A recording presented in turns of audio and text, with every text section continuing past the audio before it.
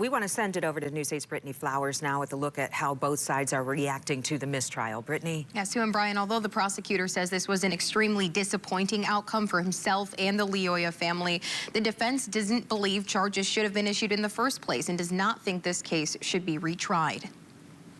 This is not winners and losers in this case. It's been more than 3 years since former Grand Rapids police officer Christopher Schurr fired the shot that killed Patrick Lioya. Christopher Schurr never wanted to take a life. I guarantee it, he is the nicest man, and this was the most difficult thing he's ever had to deal with. His attorney, Matthew Borgula, speaking after the announcement that the jury couldn't reach a verdict, saying everyone was hoping for a resolution. There really is no winning here. A man died, and that is a very serious thing.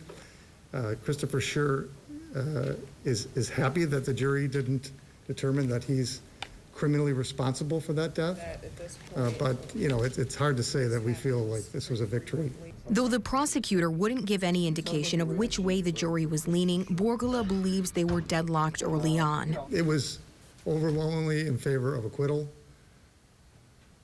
and there were holdouts on the other side. He believes a lot of the evidence was irrelevant and should never have been brought up. If there is going to be another trial, we're going to likely seek rulings from appellate courts as to what evidence is put before the jury. The primary issue, Borgula says, was the concept of officer-created jeopardy. I think the jury was confused by the fact that the prosecutor was saying that he cannot defend himself because he screwed up on whether or not he should chase him.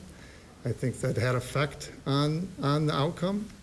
And the fact that they couldn't reach a unanimous verdict. He does not believe this case should be retried, but if it is. I thought we were going to win the first time around, so obviously I feel even stronger that we would win should we have to retry it. We also heard from prosecutor Chris Becker, who says he and the Lioya family are extremely disappointed in this outcome. He says this isn't what anyone wanted, but that he wasn't surprised by the hung jury. The prosecutor himself giving no indication of how the jury was divided, but sharing some of the things they took issue with. Like the arguments presented, they debated on whether to look at the moment the shot was fired or the totality of the circumstances. Was the taser a dangerous weapon or not? Becker says this is something they obviously hoped to get to a conclusion on and believed the prosecution put a good case forward, but the jury obviously felt differently. After more than 3 years, the biggest question now, will we see another trial? Well, prosecutor Chris Becker says it's too soon to say. I talked to the family and I said, give me some time.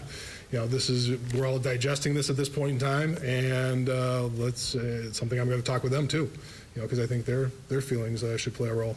So it's, you know, it's a process, and I'm not going to rush into it, and we'll go from there. Becker says he does not believe the outcome would have been any different had the jury deliberated any longer. Sue and Brian. Okay. Brittany, thank you.